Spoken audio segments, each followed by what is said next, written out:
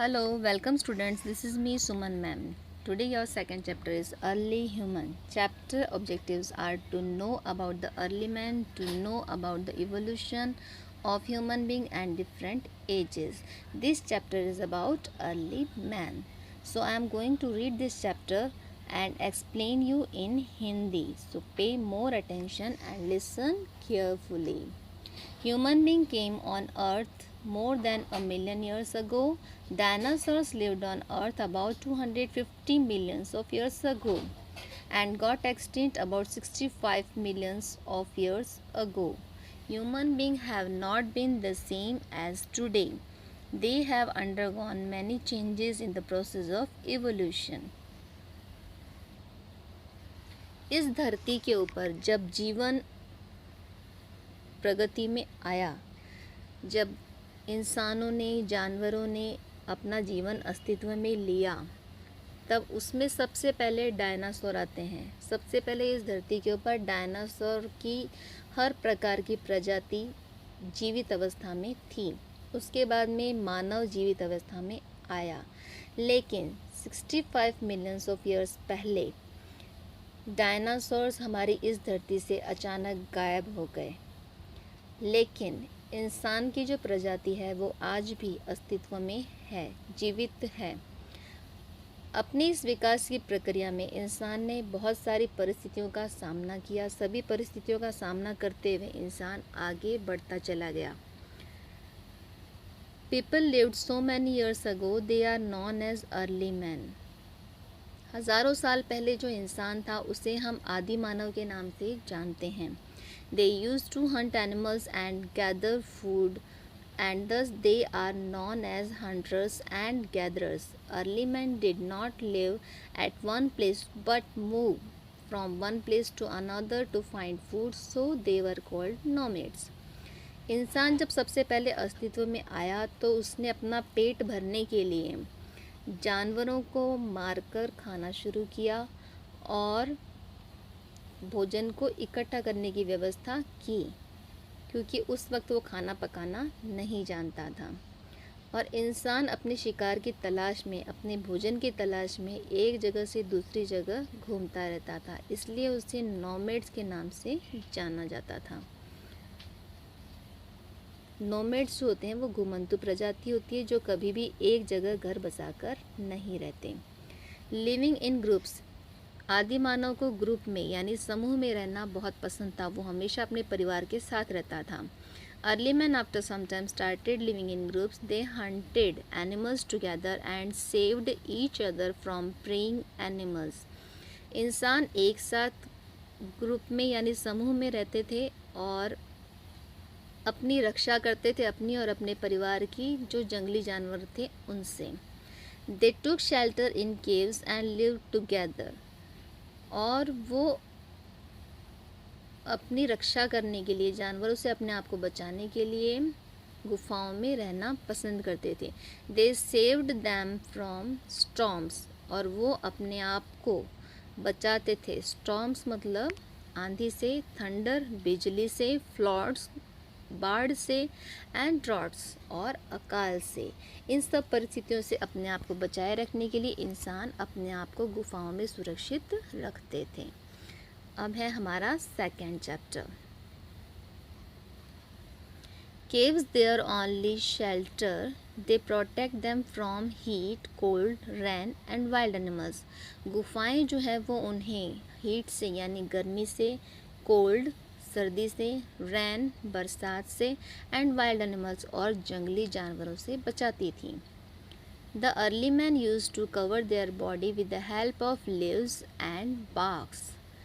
Early मैन अपने आप को यानी अपने शरीर को ढकने के लिए पेड़ पौधे की जो पत्तियां होती थी उनको और पेड़ की जो छाल होती है उसका इस्तेमाल करते थे अपने शरीर को ढकने के लिए। लेटर बाद में They began using animal skins to keep themselves warm in winters. सर्दी में अपने शरीर को गर्मी प्रदान करने के लिए वो कपड़े के रूप में जानवरों की चमड़ी का इस्तेमाल करते थे। जानवर को खाने के बाद उसकी जो चमड़ी बचती थी उस चमड़ी को साफ करके उसको कपड़े की तरह अपने शरीर पर लपेट लेते थे। आप देख रहे हैं कि अर्ली मैन किस तरीके से जानवर का शिकार कर रहा है। फिर आई स्टोन एज। स्टोन एज मतलब होता है पाषाण युग, जिसमें इंसान ने पत्थरों से हथियार बनाना सीखा। Early man started using tools for hunting animals and doing some other jobs.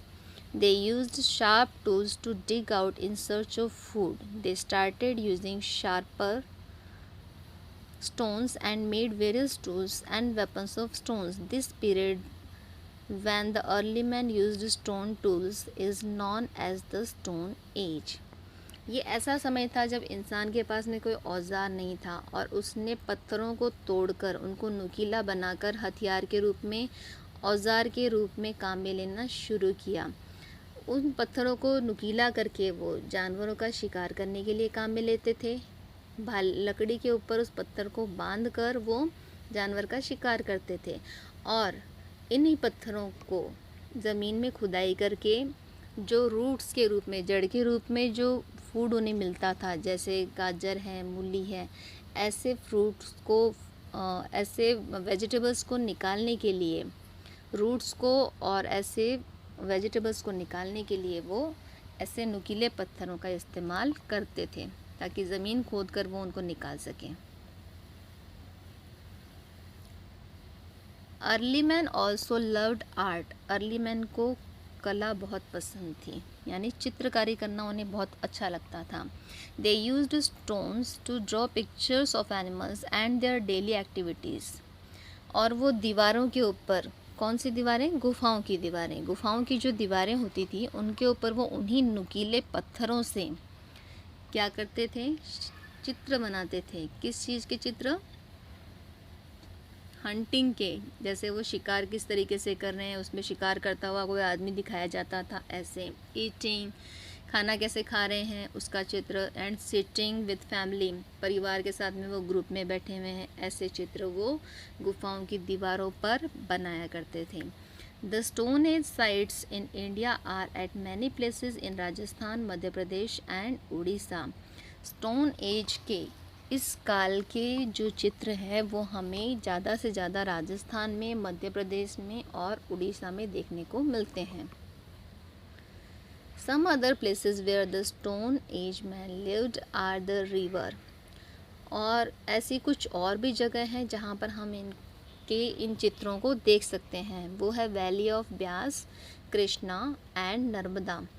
Krishna, Narmada, इन नदियों के किनारे पर जो वैलीज़ हैं, जो घाटियाँ हैं, वहाँ पर भी उन्होंने ऐसे चित्र बनाए हुए हैं। हम कभी अगर वहाँ जाएं तो ऐसे चित्र को देख सकते हैं। And now this second chapter is complete, and these are some difficult word meanings of this chapter. Number 1, million. Million का मतलब होता है 10 लाख। 1 मिलियन मतलब 10 लाख। सेकंड है एक्सटिंक्ट। एक्सटिंक्ट का मतलब होता है विलुप्त, गायब हो जाना। इवोल्यूशन। इवोल्यूशन का मतलब होता है विकास। फोर्थ, स्टॉर्म्स, इसका मतलब तूफान। Fifth, thunder. थंडर का मतलब होता है बिजली। Sixth, floods. फ्लड्स का मतलब बाढ़। Seventh, drought. ड्रॉट का मतलब है सूखा। 8, लेटर। लेटर का मतलब बाद में। एक लेटर होता है जिससे हम चिट्ठी के रूप में इस्तेमाल करते हैं, उसको जो लेटर लिखा जाता है, जो चिट्ठी होती है उसे भी हम लेटर कहते हैं और ये भी लेटर है, लेकिन इन दोनों की स्पेलिंग में डिफरेंस है। वो LETTER होती है और ये LATER है, लेटर। 9, शार्प। शार्प मतलब तेज़, जो आगे से नुकीला होता है। 10, डिग अराउंड, यानी ज़मीन को, डिग ग्राउंड मतलब ज़मीन को खोदना, पत्थर से ज़मीन को खोदना। 11 नंबर पे है टूल्स, मतलब उपकरण। 12 नंबर वेपन, हथियार या फिर शस्त्र। 13 नंबर पे स्टोन, पाषाण या पत्थर। 14 नंबर साइट्स, स्थान। 15 नंबर अर्ली ह्यूमन और मैन। तो अर्ली ह्यूमन कहें या अर्ली मैन कहें, इन दोनों का मतलब होता है आदि मानव।